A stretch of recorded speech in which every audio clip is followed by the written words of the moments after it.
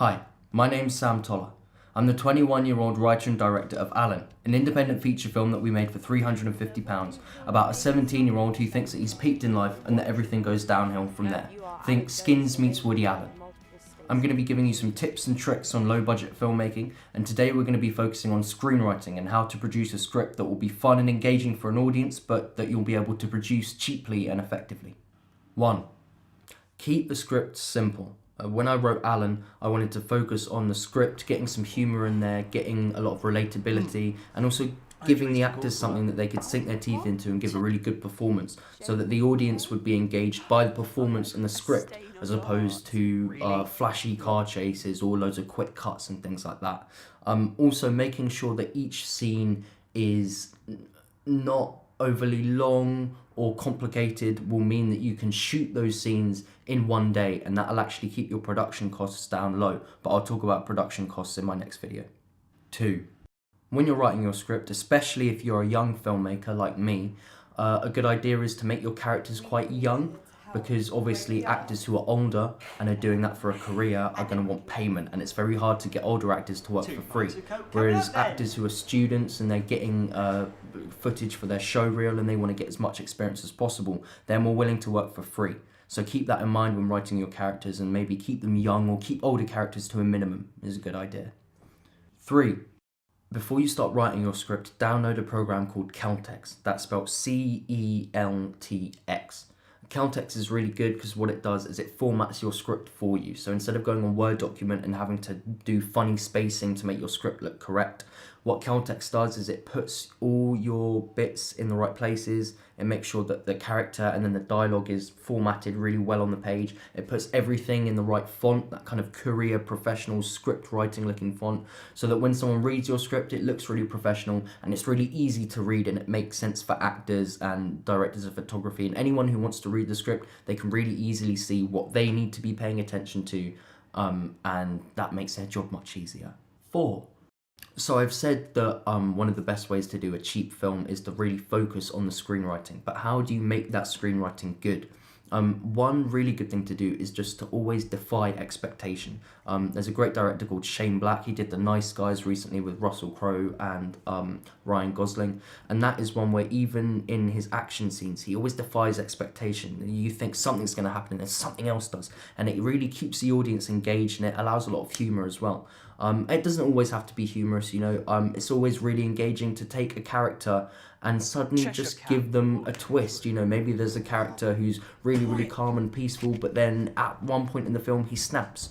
Or, just keeping your characters always on their feet and rounded and full will engage an audience. The same with your plot as well. You can always defy expectation, and that will keep your audience interested. Some of the best films of our time, The Usual Suspects is a good example, Inception, films that kind of keep the audience thinking and guessing. Those are always really good examples of great screenwriting. In Alan, I kind of used a technique which I kind of call the bittersweet ending. It's something that the author David Nichols, he's got quite a few films that have been made from his books. He uses it quite a lot in where by the end of the book or the film, the main character hasn't necessarily got or achieved the goal that they set out to achieve, but they've been rewarded with something else. And films like Memento, where the narrative is chopped up, experiment with plot and narrative and character, and really think about how you can make your screenwriting tell a story that is interesting and engaging, and it doesn't necessarily stick to what audiences are used to. 5. In general, it's good to keep your characters to a minimum. This just makes the screenwriting process easier.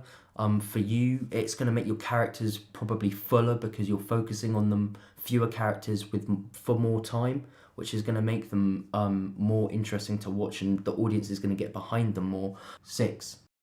When you're writing your film, think about the props that you're writing in there. It's all great as a screenwriter going, yeah, and then we've got a sonic screwdriver and like an AK-47 and a missile launcher and like, a giant wedding cake. But actually, are you going to be able to afford to get those things? Do you have those things? Are they accessible to you? Only these things that you write, when you write, you forget that at some point when the film comes to be being made, someone's got to produce those things. So keep that in mind when you're writing props into your script. 7. The same thing goes for locations as well. You know, don't write in 50 different locations. You know, if you live in England, don't set your film in Alaska or the middle of the desert unless you know a place that you can use that will look convincing. Because setting your film in locations which are going to be expensive to get to or hard to access is just going to bite you in the back when it comes to actually making the film. 8.